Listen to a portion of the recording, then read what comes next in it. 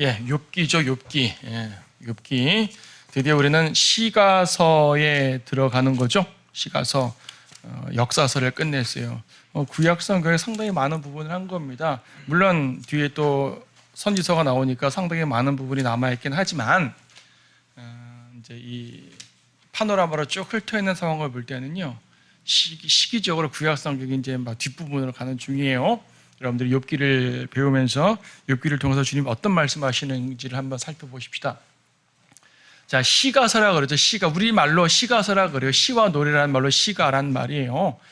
그래서 이 시가서에 포함된 5권의 책은 실질적으로 시고 노래로 불렸다는 얘기죠. 노래라고 하니까 현대의 곡조 있는 노래만이 아니라 고대에는요, 모든 문학적인 형태의 글들을 시라는 말로 표현을 했어요. 그래서 이제 문학적 형태다라고 이해를 하시면 돼요.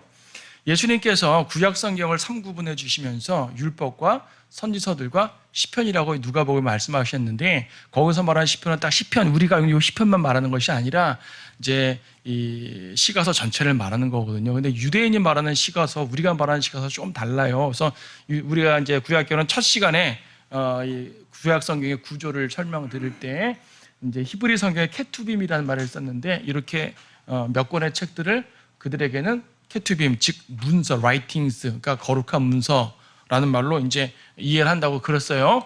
시편, 잠언, 욥기, 솔로몬의 노래, 룻기, 애가, 전도서, 에스더, 다니엘, 에스라, 니에미, 역대기, 이것이 이들에게는 케투빔, 즉 시가서인데 우리한테는 다 시가서가 아니잖아요, 그렇죠? 이 중에서 이렇게 5권의 책만 번역서들에서는 시가서로 인정을 하는 거예요. 그래서 이제 원어 히브리 성경에서의 시가서와 번역서의 시가서는 약간 구분이 다르죠. 구분만 다를 뿐이지 다 성경 자체는 똑같으니까 큰 문제는 없어요. 다른 내용들은 주로 역사서에 포함되죠. 다니엘만 저 중에서 예언서고 나머지는 모두 역사서에 포함되지만은 이것을 각각의 책들을 말할 때 좀 더 자세히 설명드리도록 합니다. 어쨌든 킹제임스 성경을 비롯한 모든 번역 성경에서는 이 5권의 책이 시가서예요. 그럼 말씀드렸던 것처럼 시가란 얘기는, 시란 얘기는 고대에는 모든 종류의 문학적 형태의 책들을 시라고 이해를 하면 됩니다. 그래서 옛날 소설, 고대 소설 보게 되면 소설도 시예요. 시처럼 돼 있어요. 운문 형태로 돼가지고 이렇게 왜 서사시라 그러잖아요. 서사시를 통해서 영웅들의 이야기도 하고, 그러니까 세상 문학도 그렇게 표현을 해요. 그러니까 이 시라는 말은 우리가 지금 알고 있는 뭐 서정시 이런 것만이 시가 아니라 문학적 형태로 되어 있다고 이해를 하시면 되는 겁니다. 형태가 문학적 형태라는 얘기지 이것이 세상 문학이라는 말은 당연히 아니잖아요. 그렇죠? 성경의 기록이 예언적 서술로 쓴 부분이 있고, 문학적 서술로 쓴 부분이 있고, 역사적 서술로 쓴 부분이 있다. 이런 걸 구분한 것뿐이에요. 그러니까 서술적 형태를 가지고 시라고 말하는 것이지 내용적으로 어떠한 문학은 아니죠. 오히려 나중에 보겠지만 예언이 또 그렇게 많아요, 시 안에서. 그래서 예수님께서도 구약을 3구분할 때는 율법과 선지서와 시편이라고 구분했는데, 구약을 2구분할 때는 율법과 선지서라고 구분을 했어요. 시편의 많은 것들도, 시가서의 많은 내용들도 내용적으로는 예언이 들어있기 때문에요. 자, 우리가 욥기를 봅니다. 오늘은 욥기는요 상당히 웅변체예요. 대화체, 웅변체, 극적인 서사가 있잖아요. 극적인 서사들이 있고, 그걸 통해서 감동적 기사가 나오고요, 교훈과 예언이 들어있는 게 욥기입니다. 자, 욥기를 통해서 주님 말씀하시는 것이 무엇인지 살펴봐야 되겠습니다. 욥기는 구성 자체가 매우 간단해요. 총 42장으로 구성되어 있지만 내용은 간단해요. 일단 1장, 2장에서는 여러분이 잘 아는 그 스토리가 나오죠. 사탄이 욥을 시험하는 거예요. 하나님의 허락을 받아서. 하나님께서 한번 해봐. 내가 알기로 욥 자신 있어. 하나님이 욥에 대해 자신 있으신 거예요. 사탄 한번 해봐. 사탄은 2번 공격하는데, 첫 번째는 욥의 재산이라든지 또 가족들, 아들들, 이런 것들을 다 공격하고, 두 번째는 욥 자신을 공격하는데, 생명, 주님께서 죽이지 말라고 하셨으니까 생명 빼고는 다 공격하죠. 엄청난 질병, 특히 피부병과 연관해서 질병을 이제 줘서요, 욥을 그렇게 합니다. 아내도 떠나가 버리고 그런 고통을 받게 만들죠. 사탄의 고소와 시험이 나옵니다. 3장부터 13장까지 제일 긴 부분, 이 부분이 욥기의 대다수의 부분인데, 욥의 고난에 대해서 세 친구들과 논쟁하는 부분이죠.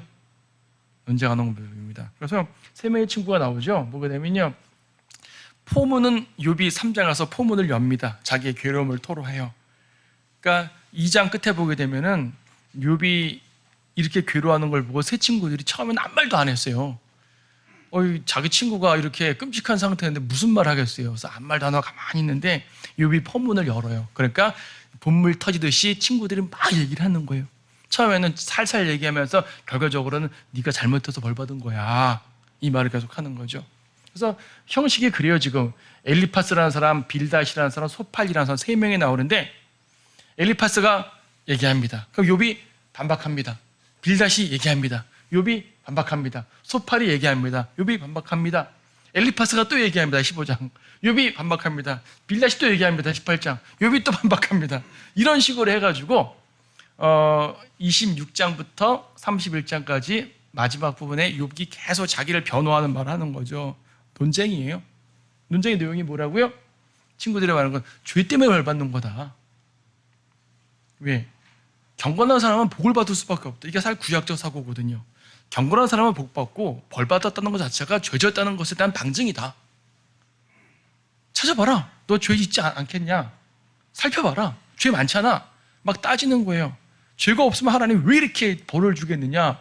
가벼운 벌도 아니고 끔찍한 벌인데 자녀들 다 죽고 재산 다 몰락해버리고 몸도 망가지고 주변에 아무도 없고 다 떠나고 아내까지 떠나버리고, 욥은 나 잘못 없다. 잘못 없다. 그렇죠? 여기 뭐 구절들 다 읽지 않아도 그런 말들이 계속 나오는 거예요. 욥기를 보게 되면 뭐 다 읽을 필요 없죠. 욥이 계속 말하는 게 31장 23절 보게 되면 하나님으로부터 오는 파멸이 내게 공포가 되었으니 그의 위험으로 인하여 내가 견딜 수 없도다. 견딜 수 없다고 말하는 거죠. 욥은요 말합니다.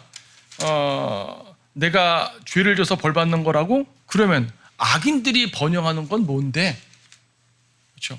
악인들도 번영하는 것을, 악인들의 번영을 가지고 욥은 반박을 하는 거예요. 욥기 21장에 보게 되면 21장 7절에서 어찌하여 악인이 살고 늙도록 살며 정령 권력에 막강해지느냐 하면서 쭉 얘기해요.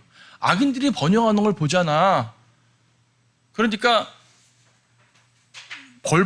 고난받는다는 이유만으로 악인이라 말하면 안 돼 라는 게 욥의 논리예요. 말 되죠? 누구 말이 맞아요? 결과적으로 욥의 말이 맞아요. 그런데 욥은 이렇게 쭉 논리를 펴가는 가운데서 자기 억울함을 자꾸 토로하다 보니까 하나님께 불평을 하게 되는 거예요. 하나님이 나를 이렇게 만든 거다. 왜 하나님 나 이렇게 만들어야 될지 모르겠지만 하나님 나 이렇게 만든 거다 하면서 하나님께 불평하는 모습을 보이게 돼요. 사실요, 그리스도인이 처음에 경건해가지고 우리도 마찬가지입니다. 고난받아도 주님께 불평 안 하고요, 감사하면서 살려고 하죠. 고난이 길어지게 되면 참을 사람 얼마나 되겠어요. 그러니까 욥을 여러분들은 비난하면 안 되는 게 이게 우리의 인생의 모습인 거예요, 그대로. 근데 더 이상 참을 수 없는 상황, 더 이상 가면 욥이 죄질 수밖에 없는 상황이 있잖아요. 하나님이 개입을 해주시는 거예요. 그 장면을 우리의 삶에 대입해보게 되면은 욥기가 우리 인생에 너무나 중요한 책임을 알 수 있게 돼요. 다만 그 구절 하나하나에서 주님이 주신 진리가 있는 거죠. 그래서 여러분이 보다 보게 되면 이제 성경을 볼 때 혼동할 수 있는 게 뭐냐면 여기서 말할 때 욥의 말이 있고 이 친구들의 말이 있잖아요. 친구들이 말하는 그 장면들이 틀린 말들이 되게 많은 거예요. 그러니까 이런 거죠. 대표적인 예가 내 시작은 미약하였으나 내 나중은 창대한다는 그 말씀, 나중에 번영한다는 그 말을 식당마다 붙어있죠. 욥의 말이 아니에요. 친구들이 비난하면서 하는 말이에요. 네가 지금 죄졌기 때문에 벌 받는 거지, 네가 회개하고 올바로 하게 되면 지금은 이렇게 엉망이지만 나중에 잘 될 거야 라는 말이에요. 자, 그러면 이 사람들의 논리가 틀린 말, 그건 틀린 논리의 구절이에요. 근데 그 구절이 틀린 말은 또 아니잖아요. 자, 메시지 자체는 맞아요. 근데 이것이 욥을 비난하기 위해 하는 말이었었어요. 그래서 이러한 내용들, 그러니까 이 엘리파스의 말, 빌닷의 말, 소팔의 말, 요들의 말에 있는 그 구절들 중에서 우리가 인생의 진리를 발견하게 되면 되게 어려워지는 거예요. 그렇죠? 물론 성경은 전부 다 하나님의 말씀이니까 이들의 대화를 통해서 무엇인가 우리에게 주시는 교훈들이 있는 건 맞지만 누가 말하느냐에 따라 가지고 이것이 자기 변호 속에 한 말인지 올바른 논리 속에 한 말인지는 구분이 돼야 돼요. 그러면 그래, 저 친구들이 한 말은 모두 우리가 받으면 안 돼 라고 할 거냐? 그건 또 아니란 말이에요. 이래서 엮기가 어려운 거예요.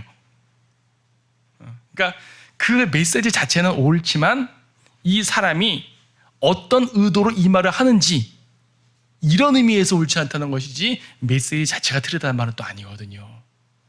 그러니까 여러분들이 그 말씀은 여러분 상황에 적용할 때 잘 적용해야 된다는 말이에요. 근데 다른 말씀도 안 그래요? 성경의 모든 말씀이 하나님 말씀인데 여러분들 그 말씀을 누군가를 권면해 주려고 할 때 말씀은 올바르지만은 내가 권면을 엉뚱하게 적용을 시키고 권면할 수도 있잖아요. 그렇죠? 이런 걸 조심해야 된다는 얘기죠. 이런 것들이 욥기를 통해서 볼 수 있는 우리가 교훈들이고 같은 말씀도 이렇게 잘못 적용할 수가 있구나. 우리는 얼마큼 말씀에 충실해 적용해야 되는 것인가? 이런 것들도 깨달아야 되는 거죠. 이거는 오늘은 개론 시간이니까 간단하게 보지만은 구성을 보는 거죠. 욥기 자체를 보려면은 별도로 강의를 해야 되니까 여러분들이 이제 이러한 의미다라는 것만 아시면 됩니다. 마지막 부분은 32장부터인데 엘리후라는 사람, 그러니까 세 친구가 아닌 별도의 사람이 나오죠. 엘리후가 욥기에 가장 근접한 저자라고 알려져 있어요. 그것도 100% 말하지 못하지만 그 중에서 엘리후가 가장 저자라고 볼 가능성이 많다라고 말합니다. 그리고 욥기는요 내용 자체가 창세기 시대에 기록된 내용이에요. 배치는 이 성경 구약의 중간 부분에 배치되어 있지만 거의 아브라함 시대에 기록된 내용이라서 사실은 성경 중에 제일 먼저 기록된 거죠. 창세기 아브라함 얘기가 나오지만 그건 모세가 기록했잖아요. 출애굽기 시대에 기록한 게 창세기예요. 그렇죠? 근데 욥기는 창세기 시대에 기록됐다고 하니까 시기적으로는 제일 앞섰어요. 그렇게만 아시면 됩니다. 그래서 이제 38장부터는 하나님이 직접 개입을 하십니다. 자, 이 장면을 통해서 우리는 욥기에서 말하는 이 진정한 진리가 무엇인지를 알게 됩니다. 여기서 보세요. 고난이 나오는데, 자, 여러분 고난에 대해서 말할 때 욥을 떠올라 야고보서에서도 욥의 인내를 기억하라고 말씀했잖아요. 고난이라는 것이 간단하게 이제 한 며칠 있다 지나가면 얼마나 좋겠어요. 여러분이 고난 당해 보셨겠지만 며칠, 몇 시간 고난 받고 끝나지 않잖아요. 꽤 길죠. 길어요. 1년에 끝나는 경우도 있고 10년에 끝나는 사람도 있고 아직까지도 진행 중인 분들도 있고. 그래서 고난을 말할 때는 항상 인내란 말이 따라오게 되어 있습니다. 고난이 짧으면 인내란 말을 할 필요가 없겠죠. 고난은 인내란 말이 따라올 수밖에 없는데 그래서 야고보서에서도 욥의 인내를 기억하라 말합니다. 자, 고난. 자, 여러분 인생에 고난이 있습니다. 다양한 고난, 다양한 이유의 고난이 있습니다. 어떤 의미의 고난이 있습니까? 일단 죄의 징계라는 의미도 고난이 있어요. 그렇죠? 많은 고난 당하는 많은 사람 중에 징계 때문에 고난받는 사람도 많이 있죠. 죄 때문에 고난받는 거예요. 징계로 고난받는 거예요. 근데 모두가 그런 건 아니죠. 욥기에서는 욥이 죄 때문에 고난받은 건 아니었어요. 1장 2장을 보면 알지만은 욥은 의로웠지만 고난을 받았단 말이에요. 자, 그럼 의인이 고난받는 이유가 뭡니까? 고린도후서 12장에 보게 되면 사도 바울이 이제 육체의 가시가 있다, 사탄의 가시가 있다 그래요. 구체적으로 말하면 사도 바울은 눈이 되게 안 좋았어요. 이것 때문에 사도 바울이 3번이나 기도했지만 하나님께서는 내 은혜가 내게 족하도다 라고 말씀하시면서 치유를 안 해주셨습니다. 그러니까 바울은 이 질병을 죽을 때까지 안고 살았는데요. 사도 바울은 고린도후서 12장 7절에서 자고하지 않도록 주님께서 사탄의 가시를 허락해 주셨다고 말씀합니다. 모든 것들이 주님의 은혜가 충분한데 하나쯤은 덜 충분한 게 있어야지 교만하지 않게 된다는 얘기죠. 자, 이래서 고난을 주는 경우도 있어요. 하늘을 사모하라고 고난을 주는 경우도 있죠. 세상에서 너무나 잘 살면 하늘을 사모하지 않을 거 아니겠어요. 지금에 만족해요. 너무나 만족해요. 내세가 필요 없어요. 그러지 말라고, 하늘을 사모하라고 고난을 주는 경우도 있어요. 고린도후서 1장에 보게 되면 우리가 고난 받았으니까 고난 중에 있는 자들을 위로하게 만들어요. 내가 그런 고난을 당해보지 않았으면 위로할 수가 없을 텐데 내가 그런 고난을 당하고 나니까 위로할 수가 있게 됐다. 그런 간증을 할 수가 있잖아요. 그렇죠? 고린도후서 1장에서 4절, 우리의 모든 환난 가운데서 우리를 위로하시는 분이시라. 그러므로 우리 자신이 하나님께 받은 위로로서 어떠한 고난 중에 있는 사람들도 위로할 수 있는 것이라. 여러분, 그러면 누군가를 위로하기 위해서 고난을 다 당해봐야겠어요? 그건 또 아니잖아요. 내가 당한 고난만 위로하고 내가 당하지 않은 고난은 위로 못하나요? 그건 또 아니죠. 히브리서 2장과 4장에 보게 되면 예수님께서는 우리의 모든 고난을 이해할 수 있는 분이라고 말씀하십니다. 도울 수 있는 분이라고 말씀하신, 그분은 인생의 모든 고난을 받으셨기 때문에, 그러니까 주님께로 위로받으러 가면 되는 거예요. 하지만 우리도 위로할 수 있도록 하기 위해 이런 고난 주실 수 있어요. 혹은 복음 전하다가 받는 박해도 고난이죠. 그런데 욥의 경우의 고난은 뭘까요? 이 중에서 이 모두가 욥의 경우는 또 아니에요. 욥이 뭐 복음 전하다가 고난 받은 거 아니지 않습니까? 그렇죠? 결과적으로 나중에 자기의 고난을 통해 위로할 수 있겠지만 그것 때문에 고난 받은 건 아니었어요. 욥의 고난의 이유가 뭡니까? 한마디로 사탄의 공격이에요. 사탄이 하나님께 허락받고 공격한 겁니다. 욥기 아무리 열어보세요. 욥이 나중에 논쟁하는 중에 하나님의 불평을 심해진 건 잘못이지만 그건 논쟁 중에 벌어진 것이고 처음부터 그건 아니었고요. 욥이 고난받은 그 내용 보게 되면 욥은 아무런 잘못이 없어요. 고난받을 아무런 이유가 없어요. 사탄이 그냥 친 거예요. 사탄의 공격. 그러니까 우리는요, 욥을 통해서 많은 고난에 대한 교훈을 보지만 특히 사탄의 공격이라는 이 부분에 대해서 심도 있게 관찰하고 우리 삶에서도 그런 것이 없는가 살펴볼 때 어떻게 이기는지를 살펴볼 수 있는 게 바로 욥기입니다. 하나님의 능력이 사탄을 제어한다는 것에 나타나는데 아까 말한 것처럼 세 친구들과 논쟁이 끝난 다음에 엘리후라는 사람이 딱 등장해서 엘리후가 욥을 책망합니다. 왜냐하면 욥이 논쟁하는 중에 자신을 필요 이상으로 높였고 하나님의 불평에 필요 이상으로 불평을 했단 말이에요. 그렇죠? 욥기 32장 2절에서 1절에서 욥이 스스로 의롭게 여겼으므로, 그렇죠? 2절, 그때 람의 친족 불수인 바라켈의 아들 엘리후가 화를 내어 욥에 대해 그가 분을 발하시는 욥이 자신을 하나님보다 더 의롭게 여김이더라. 불평을 한 거예요. 예. 그러니까 이제 이런 내용들을 볼 때 엘리후는 하나님만이 의로우시다. 하나님만이 위대하시지 당신이 의로운 건 아닙니다. 라고 책망합니다. 그래서 욥기 32장부터 36장까지 쭉 이어지는 내용 중에서 상당히 많은 부분이 하나님이 의로우시고 인간은 죄인입니다라는 본질적인 내용을 합니다. 근데 36장 뒷부분에서 갑자기 엘리후는 말의 논지를 바꿔요. 뭐라 바꾸냐면은 36장 27절부터 갑자기 자연과학 얘기를 해요. 물이 어떻고 수증기가 어떻고 바다가 어떻고 구름이 어떻고 천둥이 어떻고 37장 가도 번개가 어떻고 이런 말들을 쭉 합니다. 아니 갑자기 하나님의 의로우심, 인간의 불의함을 말하다가 갑자기 자연과학 얘기를 왜 하죠? 왜 할까요? 왜 할까요? 그리고 38장부터는 하나님이 직접 나타나셔가지고 개입하셔가지고 역시 하나님도 자연과학 얘기를 하셔요. 하나님은 우주론을 말씀하십니다. 38장 보게 되면 땅의 기초니 새벽별이 어쩌니 바다의 샘들이 어쩌니 별들이 어쩌니 오리온의 자리가 어떻고 플레이아드 성단이 어떠니 이런 말씀을 쭉 하십니다. 그리고 말씀하실 때마다 욥에게 말하죠. 너는 아느냐? 땅의 기초가 놓일 때 너가 아느냐? 내가 보았느냐? 나는 이렇게 했어. 너 그거 알아? 너 할 수 있어? 너 못하지? 나는 이렇게 했어. 너 못하지? 나는 이렇게 해서 너 못하지? 이렇게 말하는 거예요. 하나님께서 나는 창조했어. 인간아 너 못하지? 나는 역사를 운행해. 인간아 너 못하지? 나는 의로워. 인간아 넌 의롭지 않지? 라고 말씀하시는 거예요. 말씀하시면서 심지어 들나귀, 들염소, 동물들, 식물들 다 언급하는 겁니다.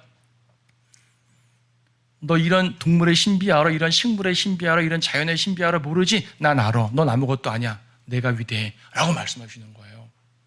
그런데 이것은 단순한 욥을 책망하는 게 아니었어요. 뒷부분에 가게 되면 하나님이 정말 말씀하시고 싶은 것은 뭐냐면 창조주 하나님의 능력뿐 아니라 마귀를 이기시는 하나님의 능력이었어요. 40장에서 비시못이라는 존재와 41장에 리비아단이라는 존재가 나오는데 둘 다 사탄에 대한 묘사입니다. 사탄. 왜 자연과학, 우주론, 동물학을 말하다가 갑자기 사탄을 말했을까요? 자, 하나님의 논리는 말씀은 이겁니다. 인간은 연약해요. 아무리 의롭고 부유하고 권력을 줘도 연약해요. 근데 인간보다 위대한 게 뭐냐면 사탄이에요. 사탄은 엄청난 권세가 있거든요. 그 엄청난 권세인 사탄이 욥을 괴롭힌 거예요. 인간은 이 사탄의 능력에서 빠져나갈 수가 없어요. 어떻게 빠져나갑니까? 나보다 훨씬 강한 사탄이 이러한 저러한 방법으로 우리를 괴롭히는데 빠져나갈 수가 없죠.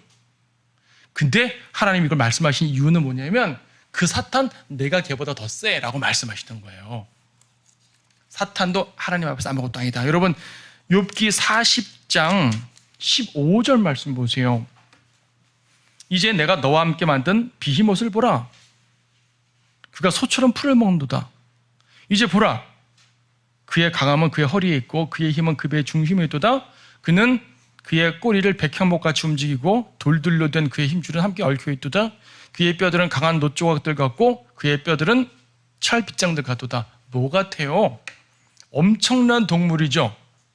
그의 꼬리가 백향목같이 움직이고요. 힘줄은 돌들로 된 힘줄이고 뼈들은 놋조각들 같고요. 철 빗장 같고.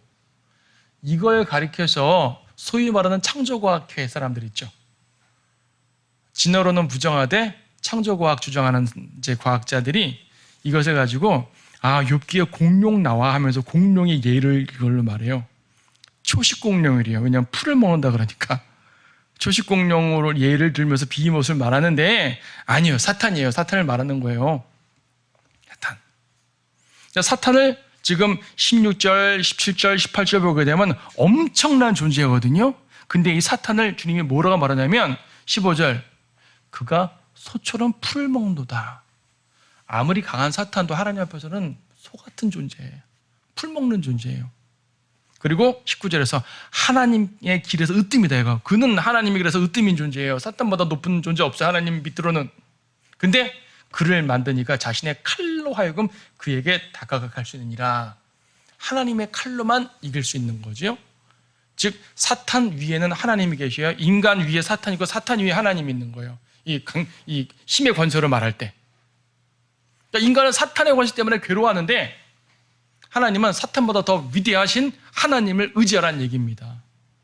그러니까 지금 욥기에서 욥이 고난당한 이유가 사탄의 공격이었는데 이걸 해결하는 것은 하나님의 능력밖에 없다는 것을 강조해주고 있는 거죠. 그러므로 너는 누구를 의지해야 되겠니?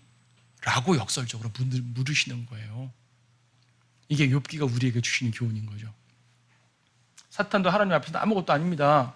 그래서 근본적 질문, 왜 경건한 사람이 고난을 당해야 하는 것인가? 죄인이 고난당하는 건 너무나 당연한데 욥기는 죄인이 악인이 아니었으니까 욥은 경건한 사람이었잖아요. 왜 경건한 사람이 고난을 당하는가라는 이 본질적 질문을 다시 봤을 때 욥의 경우에서는, 다른 경우도 있지만 욥의 경우에서는 마귀의 공격이었다는 얘기죠. 우리도 죄 때문에 고난당하는 것 이외에 다른 많은 것들은 마귀가 다양한 방법으로 공격하는 거잖아요. 그렇죠? 유혹하든지 미혹하든지 박해하든지 공격을 하잖아요. 자, 그러면 욥기에서 주님께서 말씀하신 논리에 따르면 하나님을 의지해야 된다고 말씀드렸는데, 왜냐하면 하나님이 사탄보다 강하시니까 해결책은 하나님의 전능하심과 의로우심과 자비로우심을 의지해야 되는 거예요. 하나님의 전능하심을 의지한다는 말은 뭐냐면 하나님은 마귀보다 우월하시다는 말이에요. 그렇죠? 두 가지 경우에서 하나님은 마귀보다 우월하신데, 첫 번째 경우는 마귀도 피조물이기 때문에, 아무리 마귀가 강해도 마귀는 피조물일 뿐입니다. 또 어떤 경우에서 하나님이 무엇하십니까? 하나님은 마귀를 이기셨잖아요. 마귀는 패배자입니다. 십자가에서 예수님은 마귀를 이기셨어요. 그러니까 마귀는요, 피조물일 뿐이고 패배자일 뿐입니다. 인간보다는 아무리 강한 존재지만 하나님이 보실 때는 너 피조물이야. 너 패배자야. 그래서 마귀를 패배자라고 말할 수 있는 분은 오직 하나님밖에 없기 때문에 하나님의 전능하심을 의지하라는 말은 바로 그걸 의지하라는 말입니다. 이 사실을 깨달으라는 말이에요. 하나님의 의로우심을 의지하라는 말은 무슨 말입니까? 하나님은 악을 용납하지 않으십니다. 악의 근원은 사탄이잖아요. 하나님은 사탄을 용납하지 않아요. 비록 사탄이 하나님의 허락 가운데 우리에게 고난을 준다 하더라도 하나님은 성도를 보호하시지 사탄을 보호하는 존재가 아니잖아요. 악을 미워하시다 하나님께서 우리를 주님의 의를 받아 우리 성도들을 보호하실 거다라는 강력한 믿음이 있어야 된다는 얘기죠. 하나님의 자비로우심을 의지한다는 말은 하나님은 성도를 보호하신다는 말이 한마디로 말해서 그분은 그분의 자비로 우리를 구원하셨잖아요. 자비로 우리를 용서하셨잖아요. 지금도 그분의 자비로 우리를 이끄시잖아요. 그렇죠? 그래서 하나님의 전능하심과 의로우심과 자비로우심을 의지할 때 우리는 마귀가 주는 이런 공격들을 이길 수가 있다. 이것이 우리가 주는 교훈이에요. 그래서 근데 주의할 게 있습니다. 마귀의 공격임을 알고 기도를 하는 거예요. 좋아요. 당연히 그렇게 하셔야 돼요. 근데 먼저 여러분들은 죄를 살펴야 됩니다. 혹시 나의 죄 때문에 이런 일이 벌어진 건 아닌지는 먼저 봐야 되는 거죠. 일단 이걸 살핀 다음에 죄 때문이 아니구나 라고 하게 되면은 담대하게 마귀를 이길 수 있도록 기도해야 될 텐데 죄 때문일 수도 있으니까 먼저 살펴야 돼요. 그러나 자신의 죄를 살펴야 되나 과도하게 숨은 죄를 찾아내려고 하지 마세요. 많은 분들이 여기에 당합니다. 사실요, 털어서 먼지 안 나는 사람 없잖아요. 그러니까 내가 왜 고난당하지 하면서 살피다 보니까 내가 이런저런 죄가 막 저 구석 속에 막 있단 말이죠. 이걸 다 꺼내가지고 이 죄 때문에 고난당하는 것인가, 이 죄 때문에 그러는 것인가 하고 자꾸 살피는데 그럴 필요 없어요. 물론 자기가 기억나면 자백해야 되는 건 맞아요. 주님께서 기억나게 해주시면 자백해야 되는 건 맞지만 억지로 막 찾아가지고 이것 때문이니까 저것 때문이니까 하게 되면 문제의 본질을 놓치고 자꾸 자기 비하만 하게 돼요.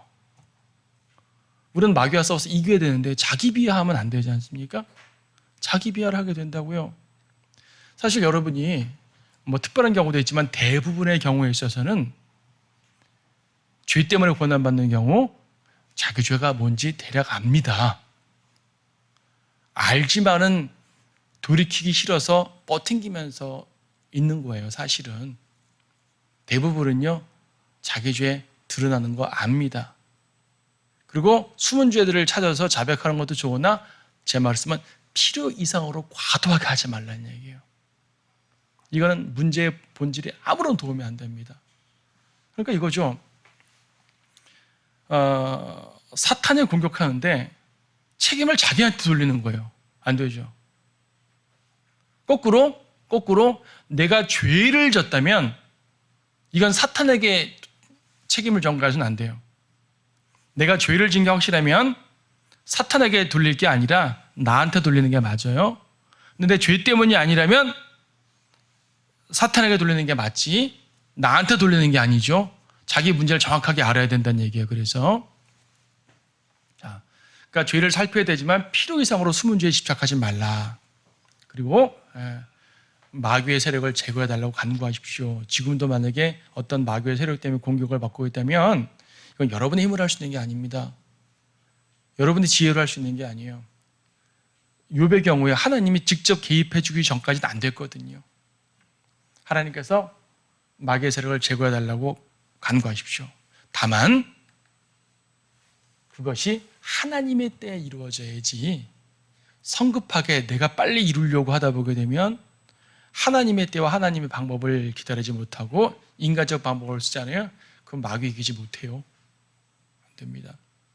그래서 이제 이런 전체적인 것들을 기억하면서 하나님을 의지하는 가운데 승리할 수 있어야 됩니다. 욥의 경우도 좀 더 놔두게 되면은 욥이 또 너무나 나갈 수 있기 때문에 하나님께서 개입해 주셨어요. 여러분도 마찬가지예요. 여러분들이 이상하게 나가지 않도록 하기 위해 주님께서 분명히 개입해 주실 거예요.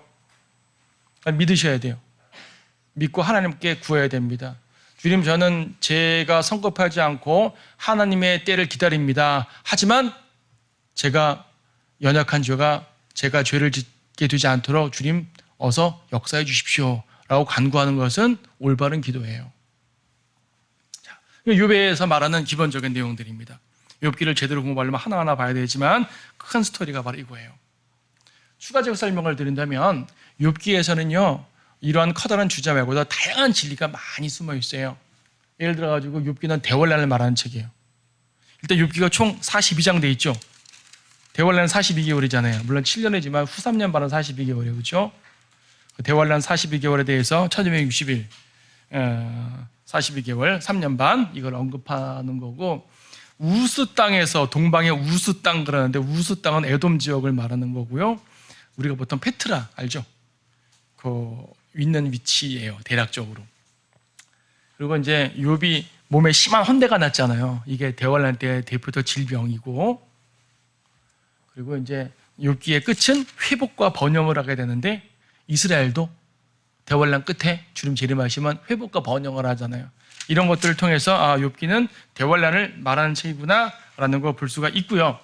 또 욥기가 어떤 진리를 말해주냐면은 재림과 육체적 부활에 대한 진리를 또 엄청나게 강조해 줍니다. 욥기 19장 말씀 보시게 되면, 욥기 19장 25절 보게 되면요, 이는 나의 구속주가 살아계시고 훗날 그가 땅에 서실 것임을 내가 알미라. 구속주가 살아계시다. 근데 그가 땅에 서신대요. 육체를 입고 오신단 말이죠. 재림. 내 피부의 벌레들이 이 몸을 멸한 뒤에라도 내가 내 몸을 입고 하나님을 보리라. 부활이죠. 벌레들은, 여러분 죽으면 벌레가 다 먹잖아요. 근데 내가 내 몸을 입고, 27절, 내가 친히 그를 보리니 비록 내 콩팥이 내 안에서 소멸된다 해도 다른 사람이 아닌 내 눈으로 보리라. 다른 사람이 아닌 내 눈으로 보리라. 그러니까 내 영이 다른 사람 속으로 쏙 들어가 환생해가지고 생명을 이어가는 것이 아니라 내 몸이 산다는 얘기죠. 그래서 개역성경에는요 26절에 내가 내 몸을 입고 하나님을 보리라를 개역성경은 내가 내 몸 밖에서 하나님을 보리라고 되어 있어요. 개역성경에는 내 몸 밖에서 보리라는 말은 뭡니까? 우리가 죽으면 우리의 혼이 하늘에 가서 주님 본다 그 말이거든요. 당연히 우리는 죽으면 혼이 하늘에 가서 주님 보는 건 맞죠. 근데 그건 부활이 아니잖아요. 그건 부활이 아니죠. 부활은 내 몸을 입고 보는 거예요. 내가 죽으면 내 혼이 하늘로 올라가고 내 몸을 땅에 묻혀요. 근데 주님께서 오시는 그날 우리는 부활할 거 아니에요. 그 혼이 다시 몸으로 결합해가지고 다시 나의 몸으로 딱 섭니다. 변화된 몸이겠지만 어쨌든 나의 몸은 내 몸이에요. 그래서 몸의 육체의 부활을 직접적으로 말하는 대표적인 구약의 구절인데, 개역성경은 그 육체의 부활을 빼버렸어요. 그래서 이제 심각한 문제가 되는 겁니다. 또 욥기에서 말하는 진리 중에 하나가 하나님의 아들들에 대한 진리예요. 신약에서 하나님의 아들들은 누굽니까? 우리. 신약에서 하나님의 아들들은 구원받은 성도들이 하나님의 아들들입니다. 하나님의 자녀라고도 부르고 하나님의 아들들이라고도 불려요. 구약에서 하나님의 아들들은 천사들을 말하죠. 욥기 1장이나 2장에서 말하는 하나님의 아들들이라는 말은 문맥적으로 천사를 말하잖아요. 욥기 1장 6절에서 하루는 하나님의 아들들이 와서 주 앞에 섰고 사탄도 그들 가운데 왔더라. 그러니까 천사들의 회합 자리에 사탄이 와가지고 하나님께 대화하는 장면이 나오는 건데, 여기서 하나님의 아들들이 구원받은 신약 성도들을 말할까요? 아니잖아요. 천사들을 말합니다. 자연스럽게 천사라고 받아들여지는 거예요. 천사를 하나님 아들들이라 말했어요. 이러니까 욥기와 비슷한 시기를 보여주는 창세기 6장에서 하나님의 아들들이 사람의 딸들에게 들어가서 거인들을 낳았다고 말하는 장면은 천사가 인간 결합했다는 말이죠. 그래서 하나님의 아들들, 천사에 대한 특별한 이 의미를 볼 수 있는 게 욥기예요. 별들이라고도 표현됩니다. 욥기에서는 또 아까 말한 것이 비히못, 리비아단 같은 거, 특히 비히못이 황소, 아까 소처럼 풀을 먹는다 그랬잖아요. 초식동물이란 말이 아니라 사탄과 황소와 연관돼요. 왜 이스라엘 백성들이 우상 숭배할 때 다른 곳 신도 다른 동물도 많은데 왜 하필이면 황소 모양을 만들었겠어요? 출애굽한 이스라엘의 광야에서 뱀의 모양으로 만들어도 되잖아요. 그렇죠? 하나님을 우상 숭배할 때 무슨 뭐 토끼의 모양으로 만들어도 되잖아요. 왜 하필이면 소로 만들었을까요? 황소와 사탄의 연관성이 보여지는 겁니다. 금송아지 같은 거. 리비아다는 바닷괴물로 묘사하는데 이제 용으로 묘사하는 것도 욥기에 나와 있죠. 그러니까 욥기에는 사탄의 실체를 아주 자세하게, 영적 존재들의 실체를 아주 자세하게 보여주는 책이 또 욥기예요. 그 외에도 아까 말한 것처럼 다양한 과학적 사실들, 뭐 물의 순환이라든지 뭐 지표만이라든지 우주의 원리라든지 이런 것들을 자세하게 언급해줘요. 욥기를 통해서 욥기를 제대로 공부하면요, 신학적으로도 철학적으로도 과학적으로도 올바른 수준에 이르를 수 있는 거죠. 근데 사람들이 욥기를 배제하고 과학을 하니까 진화론이 나오는 거고, 욥기를 배제하고 철학을 하니까 이상한 세상 철학 나오는 거고, 욥기를 배제하고 이런 것 저런 것 하니까 엉뚱한 이론들이 나오는 겁니다. 욥기를 통해서 주님께서는 고난이라는 기본 주제를 말하지만 이처럼 다양한 교리들과 진리들을 심어주셨기 때문에 정말 욥기는 엄청난 책이에요. 나중에 우리가 기회가 되면 욥기를 한번 공부할 기회가 있겠지만요, 욥기를 하나하나 공부할 때마다 하나님께서 성경을 통해 정말로 모든 걸 말씀해 주셨구나라는 그 진리를 배우게 됩니다. 자, 오늘 욥기 봤고요. 다음 시간에는 우리 시편을 보도록 하겠습니다.